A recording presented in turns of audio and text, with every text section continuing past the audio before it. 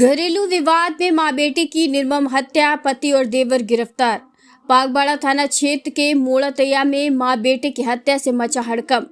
आरोप सीमा और उसके बेटे अंकुश की हत्या के बाद शवों को अलग अलग खेतों में फेंका गया।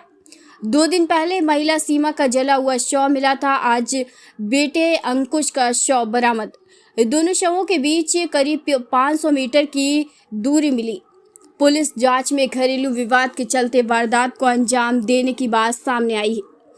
पुलिस ने कार्रवाई करते हुए मृतका के पति और देवर को गिरफ्तार किया। मामले में आगे की कानूनी कार्रवाई जारी।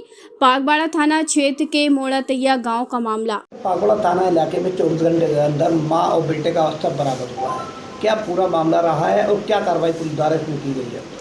देखिए, आप सभी अवगत हैं, ये मोड़ातैया गांव थाना बागबाड़ा का प्रकरण है। यहाँ परसों मॉर्निंग में एक महिला के शव बरामद होने के बाद सूचना मिली थी।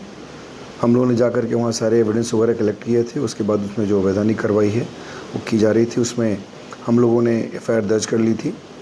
उसके बाद कल मॉर्निंग में फिर एक जो जहाँ पुराना घटनास्थल था उसके 500 मीटर की दूरी पे एक गन्ने के खेत में, जो सघन गन्ने का खेत था, उसमें एक 12 वर्षीय 13 वर्षीय बच्चे का शव मिला।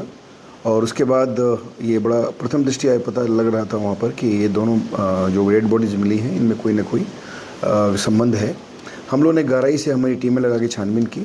इसमें ये घटना हम लोगों ने इसका खुलासा किया है। इनफैक्ट ये जो दो डेड बॉडीज़ मिली हैं, दोनों माँ बेटे की डेड बॉडी थी और ये दोनों पास के गांव मोढ़ा के ही रहने वाले थे। और ये एक जसराम नामक व्यक्ति, जो महिला है उनकी पत्नी थी और जो लड़का था उनका बेटा था।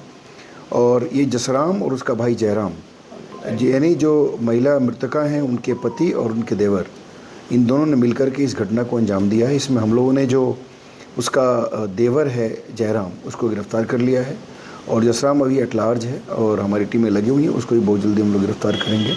बेसिकली आपसी घरेलू विवाद को लेकर के और कुछ अन्य बातों को लेकर के जो पति था उससे हमेशा एक तरह से दोनों के बीच में विवाद चल रहा था और उसी के बाद दोनों ने प्लान करके एक बहुत ही प्लान तरीके से वहाँ ये लोग बाइक से उसको महिला को लेकर गए और खेत में उनकी हत्या करने के बाद उनको जलाने का प्रयास किया।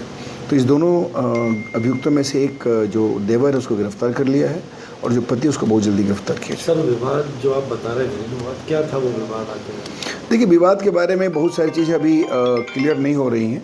अभी चूँकि देवर ही अरेस्ट हुआ है और जब उसका हस्बैंड अरेस्ट होगा तो बहुत सारी चीज़ें क्लियर होंगी। जो दोनों भाई है, यानी जो पति और देवर दोनों अलग अलग रहते थे।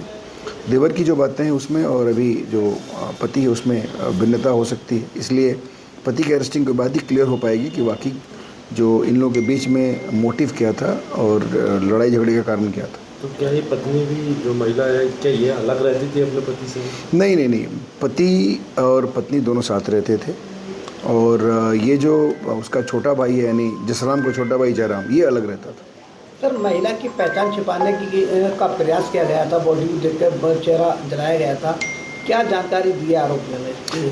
इस आरोपियों ने कहा कि जैसे चूँकि काफ़ी एक तो बहुत ही एक तरह से ऐसे जगह पे लेकर गए थे जहाँ से किसी को शायद पता न चले, ऐसी व्यवस्था ऐसे प्रयास इन लोगों ने किया था। जहाँ डेड बॉडी इन लोगों ने रखी, जहाँ पे डेड बॉडी मिली है वहाँ पर भी इन लोगों ने कुछ ज्वलनशील पदार्थ से फेस को जलाने का प्रयास किया, लेकिन चूँकि मौसम और प्लस जो चीज़ें इन लोगों ने यूज़ की थी वो सब सफिशिएंट नहीं था जलाने के लिए। तो ये जो बॉडी है उसको डिसफिगर करने का और एक तरह से एविडेंस को डिस्टॉर्ट करने का, एविडेंस छिपाने का प्रयास दोनों के द्वारा किया गया। आरोपी पति को गिरफ्तारी के लिए कितनी टीमें काम करती हैं? 3 टीमें हमारी लगातार लगी है। एक को गिरफ्तार किया गया, देवर को, अभी भी गिरफ्तार हो जाएगा। Thank you.